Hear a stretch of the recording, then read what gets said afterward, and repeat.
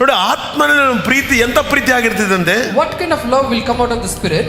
1 ಕೊರಿಂಥಿ ಹೇಳ್ತಿದೆ, The 1 Corinthians says, 13 ಅದೇ ಹೇಳ್ತಿದೆ, chapter number 13, ಅಂತ ಪ್ರೀತಿ ಹೆಂಗಿರ್ತದಂತೆ, ಬಹು ತಾಳ್ಮೆ. there is lot of patience in the love that comes out of the spirit. ನೋಡಿ, ಯೇಸು ಸ್ವಾಮಿ ಪೇತ್ರನ ಪ್ರೀತಿ ಮಾಡಿದ್ರ? Did Jesus Christ love Peter? ಪೇತ್ರ ನಿರಾಕರಿಸ್ನ? He rejected Jesus Christ. ಮತ್ತೆ ಏನ್ ಮಾಡ್ತಾರೆ ಯೇಸುವನ್ನ? Then what is Jesus doing after that? ಪೇತ್ರ, He's saying, Peter, ನನ್ನ ಪ್ರೀತಿಸ್ತೀಯಾ? do you love me? ನನ್ನ ಪ್ರೀತಿಸ್ತೀಯಾ? Do you love me? ಇದು ಸ್ಪಿರಿಟ್ ಪ್ರೀತಿ, This is spirit love.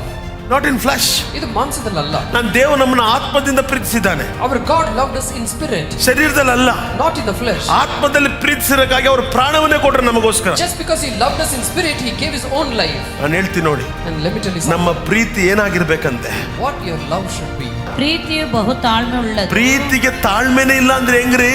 If there is no patience for the love, then what kind of love it is?